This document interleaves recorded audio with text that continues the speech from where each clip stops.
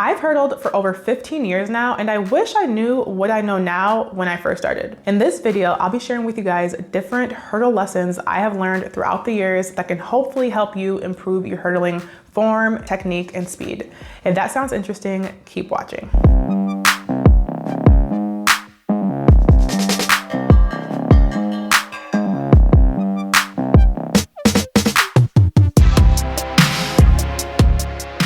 Hi you guys, welcome to my channel. My name is Cindy Sember, for those of you who do not know me.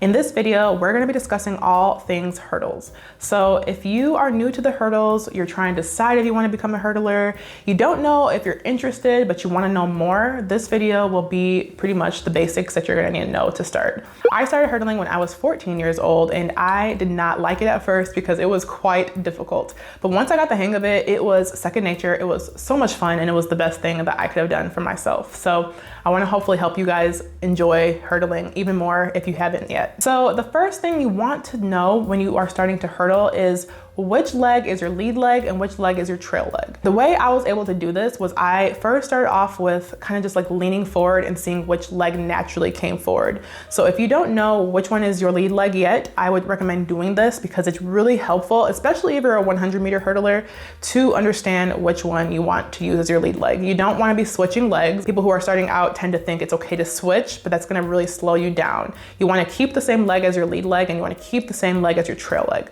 So which leg is that for you? Just like I said, if you just lean forward, kind of let yourself fall and figure out what feels the most comfortable, like whichever leg comes forward is typically your lead leg. So that's how I decided that I was a left leg lead, but you could be a right leg lead. Not one or the other is better. You just wanna make sure you know that before you get started with this. Now, this video is gonna be primarily discussing 100-meter hurdles. It has been my main event, the 100 and the 60, but the 300 hurdles and 400 hurdles are typically races where you switch legs. So it's okay to not like always run with your dominant leg in those races. Since we're talking about the 100, I want to focus just on having these specific lead and trail legs. Once you know which leg is your lead and which leg is your trail, you want to make sure that you are getting the basics down. So one way to do this is to really get comfortable with doing hurdle drills. So I love hurdle drills because it really enforces your hurdle mechanics. It really makes you know how to get your form properly. I started doing hurdle drills when I first started track, and I truly did not do them well, you guys. It was really hard. And if you guys want a more in-depth video on the different hurdle drills to help you, I can do that. Just let me know in the comments. But typically the drills you're gonna be doing for these hurdles to get the basics down are lead leg drill. So that leg I just told you guys about, whichever leg is your lead, you're gonna focus on that for a few sets. You're gonna do a trail leg drill. You're going to do a quick step drill. You're gonna do over the top. You're just gonna do a variety of drills to help you feel comfortable and to just get the feeling of what it'll feel like when you do race over hurdles. That is the first thing. You wanna make sure you know the basics and what it feels like.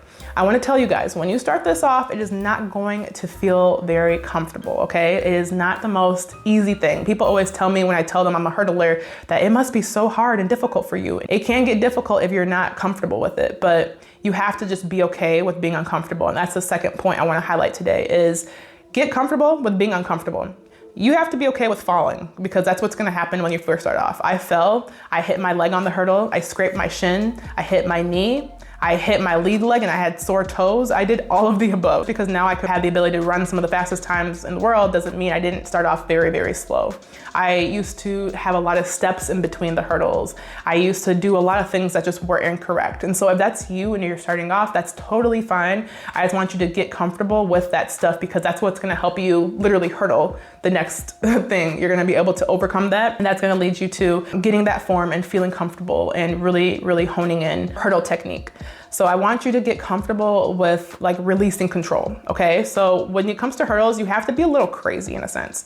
People typically say if you're a hurdler, you're a little crazy in the head because you're trying something a little bit hard. And you have to get to the point where when you're running, it just feels like you don't really have the control, and that's what's gonna help you get over the hurdles a lot more efficiently and aggressively. When I first started off, I overthought everything. I was thinking, okay, I have to step this way, I have to look that way. when you're starting off, I want you just to get the feeling, start the drills, start feeling it, and that's what's gonna really help you at the beginning. When you're a hurdler, the biggest goal you want is to get as quick off of the hurdle as possible and get back on the ground running. Once you get out the blocks, you're gonna take 8 steps to the first hurdle, and then you're gonna do 3 in between, and that is typically what the elite hurdlers are doing. So right now, if you're not taking 3 in between, that is totally fine, but that is the ultimate goal. And so in order to do that, the next thing I wanted to talk about is to work on your sprinting.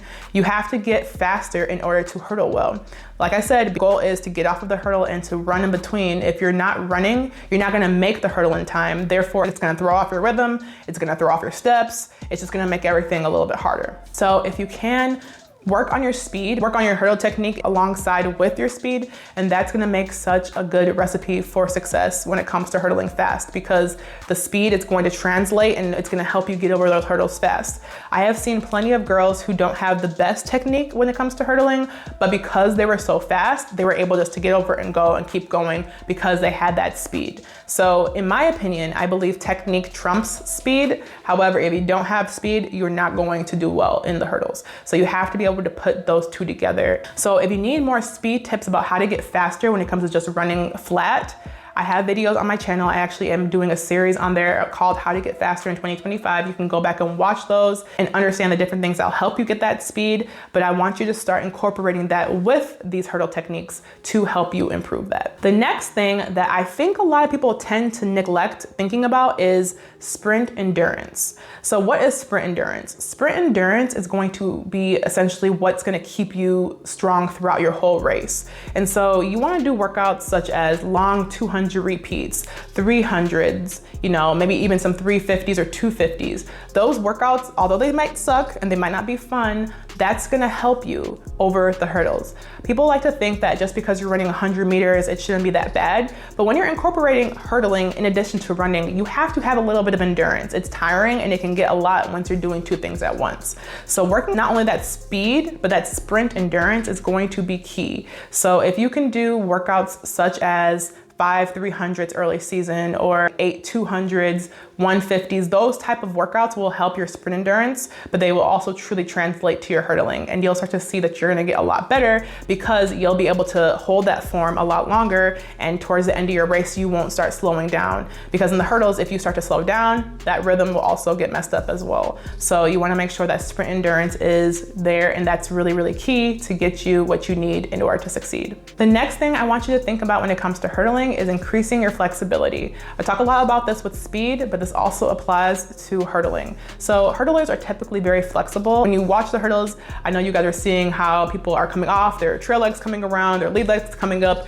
You can't do that without being flexible. So I recommend, stretching and doing dynamic warm-ups. I have a lot of things on this channel discussing all those things. I won't go too much into depth today, but making sure you're flexible, doing the hurdle stretches. So, there's hurdle movements that you can do to kind of get those hip flexors nice and activated. You want to make sure your hamstrings are nice and activated because of the way it's going to lift. You want to make sure you're doing all the hurdle drills beforehand so that you're really, really warm.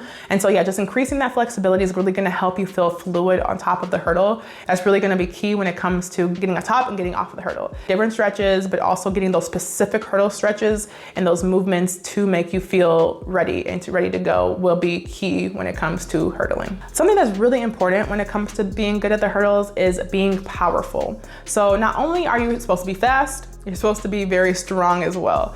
The strength is gonna be what's gonna help you to accelerate and to really get that forceful motion so that you can get off of the hurdle quickly. And so being powerful is created by getting stronger in the weight room. It's created by doing a lot of plyometric work, doing things such as bounding, jumps. So if you can do like hurdle hops, those kind of things really do help you in the hurdles. So different bounding, different hops, different jumps just to build power. Getting out the blocks, that's power, but also getting over the hurdle is another thing that enforces that power. So whatever you can do to get stronger, I have a video on here that talks about all the different lifts that I do as an athlete. I like to do these lifts sometimes even before I work out because they really help activate my power. If I know I'm having a hurdle session that day, I might do my lift in the morning. Sometimes I actually lift the night before a competition because the lifting really helps reinforce that power that I'm gonna need in the race. And so it really does help to be strong, and I really wanna work on those small muscles that might be a little bit weak, because that's gonna be really, really key to, get over, and also just to kind of stabilize yourself. When you're on top of the hurdle, you don't wanna be all over the place. You don't want your arms flaring. You don't want your core moving too much. You kind of just wanna be in a straightforward motion so that when you get off, you're just running and you're just sprinting. The goal here is just to get through the finish line as fast as possible, and you don't want any unwasted motion. By getting stronger, you're gonna avoid doing all that stuff, and that's gonna make a big, big difference. And going back to the flexibility, things like ankle mobility helps when you get off the ground, because you're dorsiflexing as you lift your toe up to hurdle with your lead leg. And so all of it's connected, the strength, the flexibility. You just wanna work on that so that you can put it together, and that it can make a huge difference in how you feel when you hurdle. I didn't realize when I was younger, but I wasn't really flexible. I wasn't very strong. And once I started incorporating a lot more lifting, my times dropped drastically. And so if you can start doing that now, you are going to thank yourself later. The next thing that I think is really important when it comes to getting better at hurdling is watching film. So something that I do is I will have a tripod, somebody come and record me, whether that's somebody at the track, or sometimes I even had my husband record me. As you guys see a lot of the videos I have on here, that's typically my husband who records a lot of that stuff. But it has made such a big difference throughout my career, just watching myself and seeing what it looks like. When it comes to hurdling, it's such a physical thing that sometimes just feeling it's not enough. If you can watch yourself, see what the motion looks like and see what you're doing, I think it can help you fix any mistakes that you're making. It can help you see some of the things that might be setting you back. It's just really helpful to go through the video and the tape afterwards. So I like to, like I said, have a tripod up sometimes, and it just helps me to go back and time myself, and I can even see my touchdown times. And so what touchdown times are essentially when you're hitting the ground as soon as you get off the hurdle. And so we can go back and time that and see how fast it was compared to the last rep that I did. So film is just really essential for your overall progress when it comes to hurdling. And so I recommend, if you don't have one yet, go get yourself a little tripod, a little camera, whatever you need to record yourself, and go back after practice is over, watch yourself, even go and watch other people like myself or other hurdlers who have done it in the past, and go see how they're doing it. That will make a huge difference in how you are, getting that form together. I think before I became a good hurdler, I really studied the best of the best, like people who are running times that I wanted. And that helped me see, oh, okay, I'm making this mistake. This is what I need to do. And so if you can go back, watch film, watch other people do it, it will make such a difference in how you improve. Overall, just have fun with it. I know that it's really hard at the beginning to become good at hurdling. I know for a fact that I have struggled with it. When I first started, I actually quit because I did not enjoy my failures. And I made a video on my quitting, but I came back and it took me some time, but I eventually did it. And I just want to tell you the same thing. If you can persist through the hard moments where you're not quite seeing the results or it's not quite clicking, that's totally fine. You can do it. It's just a matter of time. So just remember that if you're feeling discouraged or if you don't know exactly what you need to be doing. But if you guys like this video and find it helpful, give it a thumbs up. Comment down below what kind of hurdler you are, where you are in your journey. Are you just now starting off? Are you in the middle of your career? Where are you right now? I would love to hear from you. Make sure to subscribe. And also I have another hurdle video on here where I'm showing my own personal workouts. I'll attach it here so you can go back and watch that. But yeah, I will see you guys in the next one. Bye.